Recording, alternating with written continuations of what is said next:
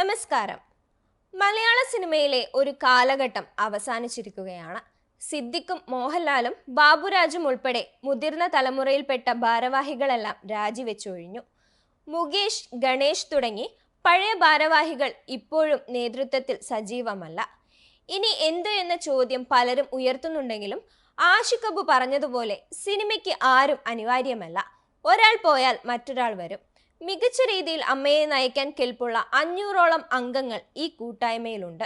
അവരിൽ സംഘടനയുടെ ചുമതല നിർവഹിക്കാൻ ബാധ്യസ്ഥനായ ജനറൽ സെക്രട്ടറി പദം ആർക്ക് എന്ന ചോദ്യത്തിനാണ് ഇവിടെ മുൻതൂക്കം. ജഗദീഷ് ഈ സ്ഥാനത്തിന് അർഹനാണെന്ന് വിശ്വസിക്കുന്ന നിരവധി അംഗങ്ങളുണ്ട്. സ്ത്രീകളായ സഹപ്രവർത്തകർ അടക്കം അദ്ദേഹത്തെ പിന്തുണയ്ക്കുന്നുമുണ്ട്. ജഗദീഷിന്റെ നിഷ്പക്ഷതയും വിവിധ വിഷയങ്ങളിൽ അദ്ദേഹം കൈക്കൊണ്ട സമീപനങ്ങളും അദ്ദേഹത്തിന് ഗുണകരമാവാറുണ്ട്.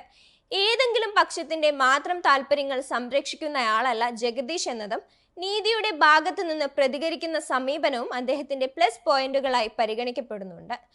ജഗദീഷിനൊപ്പം ഉർവശിയുടെ പേരും ജനറൽ സെക്രട്ടറി പദത്തിലേക്ക് ഉന്നയിക്കുന്നവരുണ്ട്. സ്ത്രീ പ്രാതിനിധ്യം എന്നതും ഇന്നേ വരെ അമ്മയുടെ സമുന്നത പദവികളിൽ ഒരു വനിതാ സാന്നിധ്യം ഉണ്ടായിട്ടില്ല എന്നതും ഉർവശിയെ പിന്തുണയ്ക്കുന്നവർ ചൂണ്ടിക്കാട്ടുന്നുണ്ട്.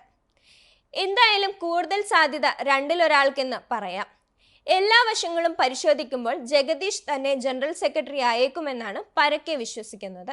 അതേസമയം മലയാള സിനിമയിൽ വിപ്ലവകരമായ മാറ്റങ്ങൾക്ക് കാരണമായ വലിയ ഒരു ശുദ്ധീകരണ പ്രക്രിയയ്ക്ക് തുടക്കമിട്ട രേവതി, പത്മപ്രിയ എന്നിവരെ ഈ പദവികളിലേക്ക് പരിഗണിക്കാവുന്നതാണെന്ന് ശ്വേത മേനോൻ അഭിപ്രായപ്പെട്ടിരുന്നു.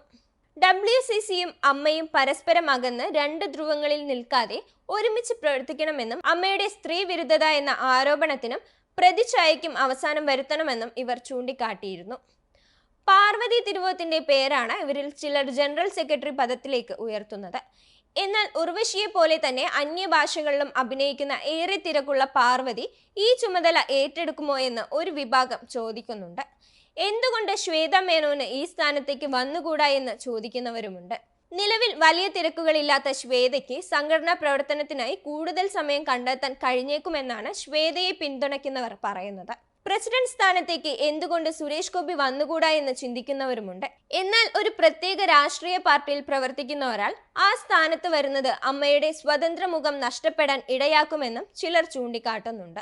എന്നാൽ ഭരണതലത്തിൽ സ്വാധീനമുള്ള MP കൂടിയായ സുരേഷ് ഗോപിക്ക് അയിത്തം എന്തിന് എന്നാണ് ചിലരുടെ ചോദ്യം. ഇടതുപക്ഷ സഹയാത്രികൻ കൂടിയായിരുന്ന ഇന്നസെന്റ് MP അമ്മ പ്രസിഡന്റ് ആയിരുന്ന ചരിത്രവും ഇവർ ഉദാഹരിക്കുന്നുണ്ട്. എന്നാൽ അമ്മയുടെ പ്രസിഡന്റ് ആകാൻ ഇന്നത്തെ നിലയിൽ ഏറ്റവും യോജിച്ച വ്യക്തി പൃഥ്വിരാജ് ആണെന്ന അഭിപ്രായം ശ്വേത മേനോൻ പരസ്യമായി തന്നെ പറഞ്ഞു കഴിഞ്ഞു. രണ്ടു കാരണങ്ങളാണ് ഇതിനവർ ചൂണ്ടിക്കാട്ടുന്നത്. ഒന്ന്, പുതിയ കാലത്തെ അറിയുന്ന പുതിയ കാഴ്ചപ്പാടുകൾ ഉൾക്കൊള്ളുന്ന തലമുറയുടെ പ്രതിനിധിയായി ഒരാൾ തലപ്പത്ത് വരുന്നത് സംഘടനയ്ക്ക് ഒരു പുതിയ മുഖം നൽകും. അനീതിക്കെതിരെ പോരാടുന്ന, ധാർമ്മികതയെ മുറുകെ പിടിക്കുന്ന വ്യക്തി എന്ന പ്രതിച്ഛായയും പൃഥ്വിക്കുണ്ട്. എന്നാൽ നടൻ, നിർമ്മാതാവ്, വിതരണക്കാരൻ എന്നീ നിലകളിലെല്ലാം ഏറെ തിരക്കുള്ള പൃഥ്വി ഇനിയും മനസ്സ് തുറന്നിട്ടില്ല.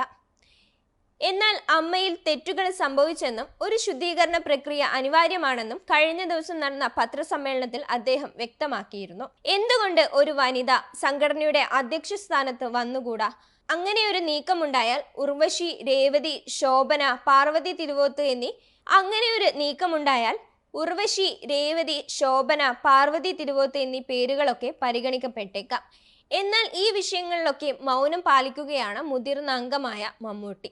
നിലവിൽ അമ്മയുടെ പ്രവർത്തനങ്ങളിൽ അദ്ദേഹം സജീവമല്ല എന്ന വാദം പറഞ്ഞ് ഒഴിയാമെങ്കിലും ഈ പ്രതിസന്ധി ഘട്ടത്തിൽ എന്തുകൊണ്ട് അദ്ദേഹം മുന്നോട്ട് വരുന്നില്ല എന്ന ചോദ്യം പ്രസക്തമാണ്. എന്തായാലും 3 മാസത്തിനുള്ളിൽ പൊതുയോഗം ചേർന്ന് പുതിയ ഭാരവാഹികളെ തിരഞ്ഞെടുക്കാമെന്നാണ് സ്ഥാനമൊഴിഞ്ഞ പ്രസിഡന്റ് പ്രഖ്യാപിച്ചത്. ഉന്നത നേതൃത്വത്തിൽ പ്രധാനമായും യുവാക്കൾ വരുന്നത് സംഘടനയ്ക്ക് നഷ്ടപ്പെട്ട പ്രതിച്ഛായ തിരിച്ചു കിട്ടാൻ ഉപകരിക്കുമെന്നും അത് സംഘടനയെ കൂടുതൽ ശക്തിപ്പെടുത്തുമെന്നും വാദിക്കുന്നവരുണ്ട്.